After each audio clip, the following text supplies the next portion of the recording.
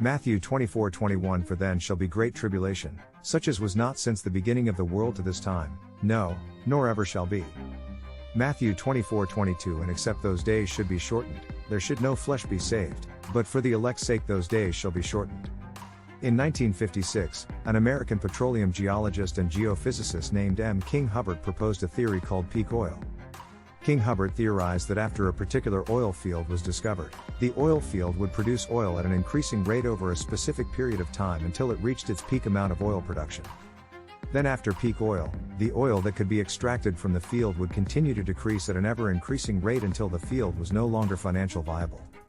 This theory appears to be fairly obvious because non-renewable resources must always eventually be depleted over a certain period of time. M. King Hubbert's theory is extremely fascinating because he was able to make some fairly accurate predictions about when different countries would reach peak oil, and he was also able to forecast accurately when these countries would begin to use more oil than they could produce domestically. Why is this important? Today approximately 90% of all industrially manufactured products depend on the availability of oil. Oil is not only the source material for producing fuels and lubricants but is also used as hydrocarbon for most organic polymers, plastic materials. It is therefore one of the most important raw materials in the production of many different products such as pharmaceuticals, dyes and textiles. Peak oil study, armed forces, capabilities and technologies in the 21st century, environmental dimensions of security. Did you get that? 90% of all industrially manufactured products depend on the availability of oil. Our modern industrial and high technology-based economies are totally dependent on cheap and abundant oil. M. King Hubbert accurately predicted that the United States would reach peak oil production in the continental United States from conventional oil sources between 1965 and 1970. What M. King Hubbert could not predict is how the decline of oil production would affect the economy of the United States.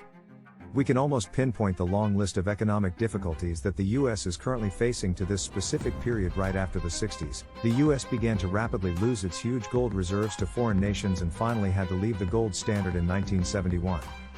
Not coincidentally, the U.S. probably acquired its huge gold reserves because it was the world's main supplier of petroleum from between 1860 and 1950. Also, not coincidentally, those gold reserves began to drain away from our treasury after we began to import ever-increasing amounts of oil. The US dollar became a purely fiat currency, and high rates of inflation began to plague the economy after we reached peak oil in 1970. Both public and private debts began to skyrocket and the country began to run higher and higher deficits with other countries, and especially with the Organization of Petroleum Exporting Countries. Fortunately for the United States, there were still vast amounts of oil located around the world, specifically in the North Slope of Alaska, the Gulf of Mexico, the North Sea, the Middle East, and Central Asia. Also, the administration of President Nixon came up with the brilliant strategy of convincing, or coercing, the main oil-producing countries to accept only the US dollar as payment for their oil.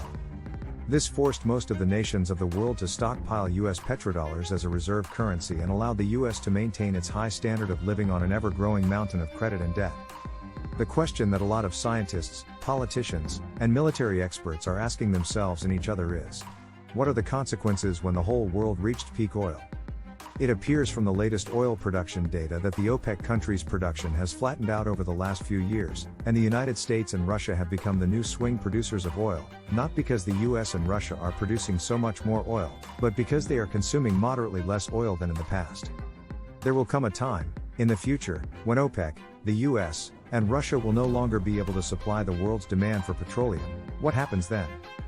We may be able to reach some accurate conclusions about the consequences of world peak oil from studying the history of the Soviet Union and its satellite nations starting around 1987, when the USSR reached peak oil. The Soviet Union's collapse offers a preview. We can expect a great stagflation, where you simultaneously see a declining economy and hyperinflation. We can expect to see high unemployment and a collapse in the world economy. We can expect to see governments without any money to pay for things like health care, pensions, environmental problems, prisons, education or defense. We can expect to see infrastructure decay. We can even expect to see a decline in population. Many Western historians and politicians try to explain the rapid crash of the Soviet Union by extolling the virtues of Western democracy and praising the benefits of capitalism over communism. Although I do not doubt that democracy and capitalism is a far better system than totalitarianism and communism, I believe a far better explanation for the collapse of the Soviet Union is simply peak oil. There is almost a direct correlation between a nation's standard of living and its consumption of energy. When the nation's energy supplies decline, the nation's standard of living will also decline proportionally.